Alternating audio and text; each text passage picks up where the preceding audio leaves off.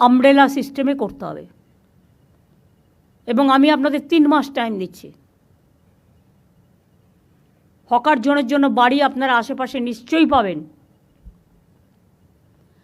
না পেলে ছোট্ট একটু জমি নিয়ে করে দিন। আর দয়া করে আমার কাছে প্ল্যানটা পাঠান। কলকাতার আইডেন্টিটি নষ্ট হয়ে যাচ্ছে, সল্টলেকের আইডেন্টিটি নষ্ট হয়ে যাচ্ছে, রাজারহাট নিউ টাউন এমনকি এনকেডিতেও হাত পড়ে গেছে। হাওড়ায় দেখবার কেউ নেই, যে যা পারছে লুটে নিচ্ছে, যেন লুটের মাল। সরি, ওয়ার্ডটা বাজে, যেন লুট করাটা আমার অধিকার।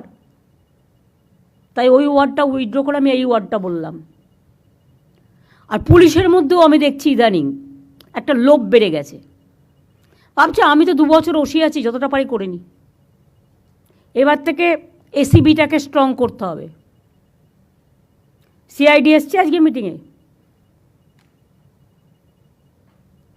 Manoj, you must convey this to ACB and CID. Kolkata police তো এখানে আছে। যদি কোনো পুলিশ ইন্ধন দেয়, সঙ্গে সঙ্গে আমি তাকে সরিয়ে দেবো। আর যে ভালো কাজ করবে তাকে আমি পুরস্কার দেবো। গভর্নমেন্ট কিন্তু ইচ্ছে করলে যে কোনো কারো চাকরির ব্যাপারে অ্যাকশান নিতে পারে। সেন্ট্রাল গভর্নমেন্ট অলরেডি 46 জনকে তাড়িয়ে দিয়েছে। আমি সে পথে যেতে চাই না, যদি আপনারা আমাকে কোঅপারেশন করেন। যা ভুল হয়ে গেছে হয়ে গেছে, আর যেন নতুন করে না হয়। চিড়িয়াখানার পাশটা ক্লিয়ার করেছেন, আমি দেখেছি। আর নতুন করে বসার দরকার নেই। দরকার হলে আমার সেলফ হেল্প গ্রুপের 4-5টা স্টল পাশাপাশি করে দিন। ওরা মাল বিক্রি করতে পারে না, খাবারও বিক্রি করুক না, ওখানে 2-একটা মা ক্যান্টিন করে দিন একটু দূরে। চিড়িয়াখানার যে স্টলগুলো আমি করে দিয়েছি তার পাশে মা ক্যান্টিন আমাকে বিবেক বলেছে এআরডিতে ওরা আরও দিতে পারে ডিমের সাপ্লাই। কারণ ডিসেম্বরের মধ্যে আমরা ডিমে সেলফ সাফিসিয়েন্ট হয়ে যাবে বাংলা। আগে আমাকে হায়দ্রাবাদ থেকে ডিম আনতে হতো। ওরা কাজটা ভালো করছে, যত্ন করে করছে। ওরা প্রায় 550 বাংলার ডেয়ারি ফ্র্যাঞ্চাইজ করেছে, ভালো করছে। এবং মা ক্যান্টিনটার দরকার হলে হকিং জোনে একটা করে হোক। ওরা গরিব লোক, 5 টাকায় যদি ডিম ডাল তরকারি দিয়ে একটা ভাত পায়, তাহলে তারা অন্য জায়গায় খেতে যাবে না। আর এটার সুবিধে হচ্ছে একটা সময় যায়, 1টা থেকে 3টে বিক্রি করে চলে যায়। রাস্তা নোংরা করবে না। এগুলো প্রত্যেকটা হকিং জোনে একটা করে সিস্টেম দেখে নিতে হবে। আর ব্ল্যাক মার্কেটে যেগুলো ইললিগাল পার্কিং আছে ভেঙে দিতে হবে। কেউ টাকা খেয়ে ইললিগাল পার্কিং দিয়ে দিচ্ছে। এবং সবচেয়ে বেশি ইললিগাল পার্কিং আজকে বিজেপির আছে। If I am not wrong, আমি উইদাউট ইনভেস্টিগেশন কোনো কথা বলি না, আমাদের লোকেরাই দিয়ে দেয়। পার্কগুলো যখন তখন দিয়ে দিচ্ছে বাইরের লোকেদের। কেন? এলাকা নষ্ট করতে দেবেন কেন? পার্কগুলো তার লোকাল এরিয়ার একটা সম্পদ। তার লোকাল এরিয়ার পুজো হবে, ফেস্টিভ্যাল হবে, খেলা হবে, মেলা হবে, বাইরের লোকেদের জন্য আপনি কেন দেবেন? তৈরি করবে তারা খেটে খুঁটে নতুন করে, আর আপনারা অ্যালাউ করে দেবেন। অনেক সময় কোর্ট পারমিশন দিয়ে দিচ্ছে, দিয়ে দাও। কোর্টকে বোঝাতে হবে যে লোকাল এরিয়ার জন্য এটা করা হয়েছে। This is only restricted for the local area. Police কারো কথা শুনবে না। গভর্নমেন্ট, এটা হচ্ছে government scheme and government policy, এটা মাথায় রাখতে হবে। তাহলে পার্কগুলোও সুন্দর থাকবে এবং তাদের কাজের মধ্যে সীমাবদ্ধ রাখবে। পুজো আসছে সামনে, এখন থেকে চেক করুন কে কী করছে। তার কারণ এমন কিছু যেন না হয় যে স্ট্যাম্পেড হয়ে যাক। কারণ বাইরের এবারও প্রচুর মানুষ আসবেন দুর্গা পুজো দেখতে। ট্যুরিজম ডিপার্টমেন্টকে এটাকে নন্দিনী গ্লোরিফাই করতে হবে। কিভাবে তাদের নিয়ে আসা যায়, কিভাবে এ করা যায়, এটা একটা সিস্টেম করতে হবে। পিডাব্লিউডিকে রাস্তাগুলো দেখতে হবে। কেন একটা রাস্তা আমি করবার পর 5 বছর ঠিকমতো চলবে না? আমার তো একটা মেনটেনেন্স, যখন আমি কাউকে অর্ডার দেবো সাথে সাথে তাকে এটাও বলতে হবে 5 বছর কোনো রকম খারাপ হলে তোমাকে দায়িত্ব নিতে হবে। তা নাহলে শুধু ব্ল্যাকলিস্টেড করলে হবে না, পেনাল্টি দেবো। যে টাকা দিয়ে আমি কাজ দিচ্ছি তার ডবল পেনাল্টি দেবো। ম্যাম, আমাদের এখন ক্লজে ইনক্লুশন হয়ে গেছে 5 ইয়ার্সই মেনটেনেন্স আমরা কম্পালসারি করে দিয়েছি সব পিডব্লিউডি রোডসের জন্য। সব ঠিক আছে, জানো তো কিছুদিন আগে আমি গেছিলাম শিলিগুড়ি, আমি কুচবিহার পর্যন্ত গেলাম রাস্তায়। আমি শিলিগুড়ি থেকে যখন স্টার্ট করলাম মেডিকেল কলেজ দিয়ে, কিছুটা যাওয়ার পরে আমি দেখলাম এই বড় বড় গর্ত, যদিও ওটা ন্যাশনাল হাইওয়ে, 1 বছর হয়নি করেছে, বড় বড় গর্ত হয়ে গেছে। ওদের বলো নিজের দায়িত্বটা পালন করতে। আর সাদা পাথরে কোনো পিডব্লিউডির কাজ হবে না। সাদা পাথরটা হচ্ছে গুঁড়ো হয়ে যায়, কালো পাথরটা কংক্রিটের কাজ করে, ধরে রাখে। আর সাদা পাথরটা রাস্তা তৈরি হচ্ছে, দুদিনে ভেঙে যাচ্ছে। কিন্তু লোকাল স্মাগলাররা, ল্যান্ড মাফিয়ারা, স্যান্ড মাফিয়ারা, তারা এটা করে খাচ্ছে। আমি কেন এর জন্য বদনাম নেব? বলে বেড়াচ্ছে যারা করে খাচ্ছে তারাই কিন্তু বদনামটা করছে। তার কারণ তারা কিন্তু বাঁ হাতে নিচ্ছে, ডান হাতে টাকাটা বিজেপিকে দিচ্ছে। আমার পার্টির টাকা চাই না। আমি পরিষ্কার মিটিংয়ে আগেও বলেছি, এখনও বলছি, আমার দরকার হলে আমি লোকের কাছে ভিক্ষা করে নেব, কিন্তু আমি গভর্নমেন্টের মানি নিয়ে কোনো দিন কাজ করি না। 1 পয়সা নেয় না। এমনকি সেন্ট্রালিও আমি শুনেছি গভর্নমেন্ট অফ ইন্ডিয়ার অফিসাররা গেলেই কি পার্সেন্ট কমিশন খায়। এটা যেন আমাদের এখানে না হয়।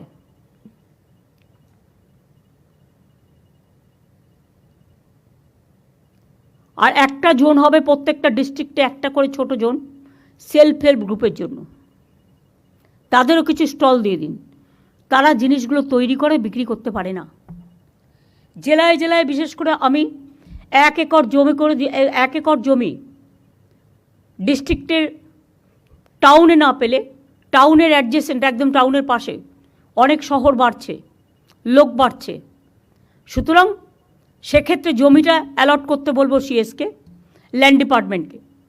তারপরে ওরা একটা সিস্টেম করে নেবে ফ্র্যাঞ্চাইজি করে। আমরা বড় বড় এক একটা বাজার করব, বিগ বাজার, যে নামে করবে করবে। আমি যাকে করতে দেবো টাকা তার, মানে খরচাটা বিল্ডিংয়ের করবে তারা, আমি জমিটা দেবো। আর পরিবর্তে পিপিপি মোডে, আর পরিবর্তে আমি 4টে ফ্লোর নেব ফর সেলফ হেল্প গ্রুপ। আর অত বড় বড় বাজার হলে তাতে সিনেমা হলও থাকবে, তাতে সব পার্কিংও থাকবে, আন্ডারগ্রাউন্ড পার্কিংও থাকবে, তারা তৈরি করবে, সিস্টেমের মধ্যে আসবে।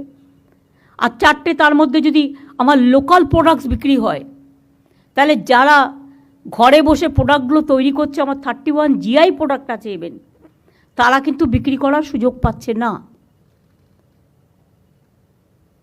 এটা ভালো দেখাচ্ছে না। এই কথাগুলোই আমার একটা পোর্টাল রাজীব তৈরি করবে, সেখানে স্টেট এখন থেকে হকিং জোন, নন হকিং জোন, যেটা আমরা কালকে আলোচনা করছিলাম, টোটালটা তৈরি করে দেবে, যাতে ওদের কাজ করতে সুবিধা হয়। সেটা ফেলে কাজ করবে। আর এটা করতে 15 দিন লাগবে, আমি তোমাদের হাতে দিয়ে দেবো। তার আগে তোমরা সার্ভেটা শুরু করো। যে লোকগুলোকে ইতিমধ্যেই পুলিশ সরিয়ে দিয়েছে, তাদের কি ঠিকানা, কোথায় আছে, কোথায় বাড়ি, সেটা দেখে নাও। একটা সার্ভে করে, পুলিশই করতে পারে এটা, লোকাল পুলিশ যারা করেছে, তারা যদি এখানকার লোক হয় এবং সত্যি গরিব হয়, তার যদি কোনো আর্নিং না থাকে, তাহলে আমি কোথাও না কোথাও জায়গা নিশ্চয়ই খুঁজে দেবো। আমার তো জায়গার অভাব নেই, বাট আমায় দেখতে হবে যে আমি গ্র্যান্ডের পাশেই বসবো, তাছাড়া বসবো না, এটা হবে না। গ্র্যান্ডে অনেক সিকিউরিটি, অনেক ফিল্ম স্টাররা যায়, ইম্পর্ট্যান্ট লোকেরা যায় বড় বড় হোটেলগুলোর সামনে। সেখানে আমি যদি এসব অ্যালাউ করি, যে কোনো সময় বড় ঘটনা ঘটিয়ে দেবে, এরাই ঘটাবে, ঘটিয়ে বলে দিবে এক্সপ্লোশন হয়েছে বলে এনআইএকে পাঠিয়ে দেবে। কেন আমরা তার সুযোগটা দেব? তখন তো আপনার চাল চুলো দুটোই যাবে। সুতরাং এগুলো স্ট্রিক্টলি ফলো করার জন্য আমি বলবো।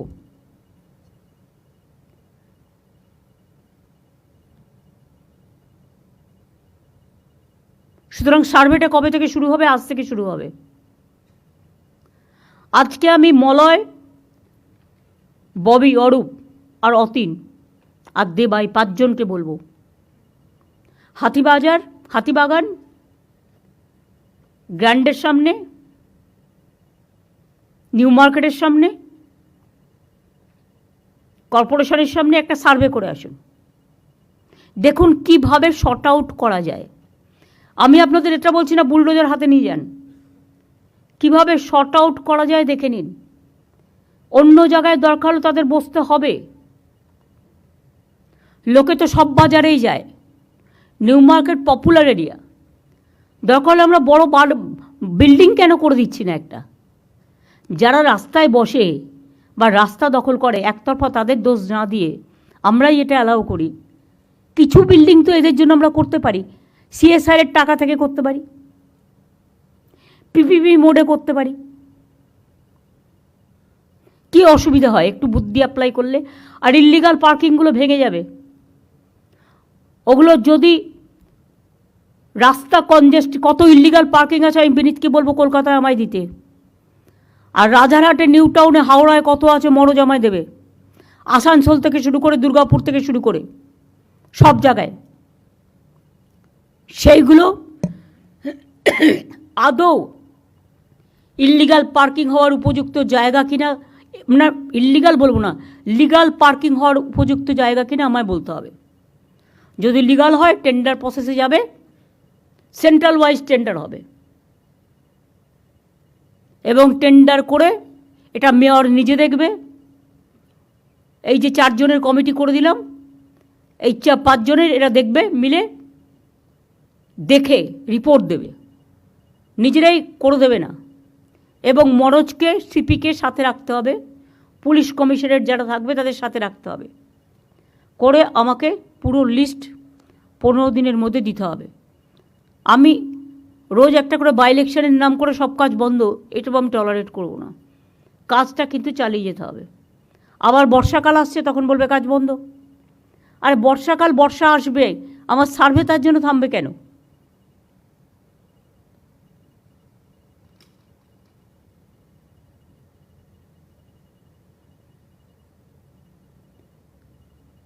তোমরা খুব ভালো খালটা করেছো সুজিত তোমার এলাকায়, যেটা আমরা টাকা দিয়েছি। ওই খালটার নাম জানো কি? কেষ্টপুর খাল। কিন্তু colour combination is not state colour.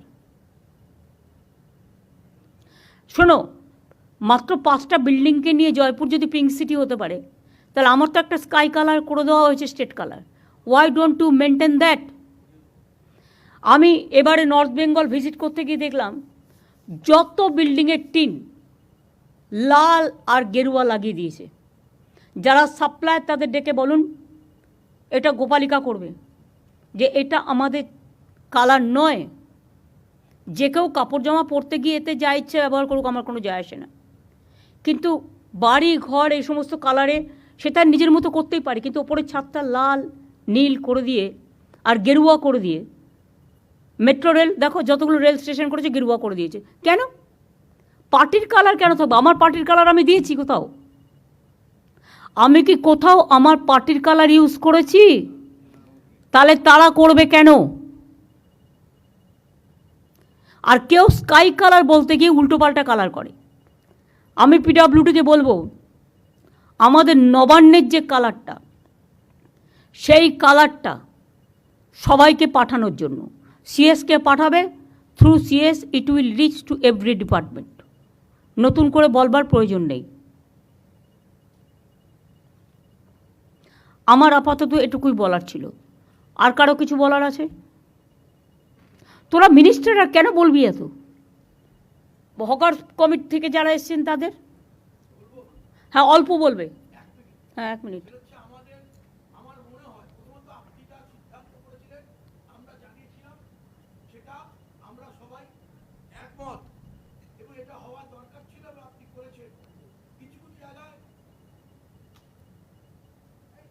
হ্যাঁ বলুন। কিছু কিছু জায়গায় বাড়াবাড়ি হয়েছে, কিন্তু যা আপনি বলেছেন সেটা আমরা বহুদিন মেয়র সাহেবকেও জানিয়েছিলাম। আমি 3টে করবো সাজেশন, যে কলকাতার 90% সমস্যার সমাধান হয়ে যাবে। ফুটপাতের একদিকে হকার বসবে, গ্যারেজে বসবে না, ইম্পর্টেন্ট 58টা ক্রসিংয়ের 50 ফুটের মধ্যে বসবে না, এবং পার্মানেন্ট স্ট্রাকচার করবে না। এইটা হলে 90% সমস্যার সমাধান হবে। কেন হবে না এটা?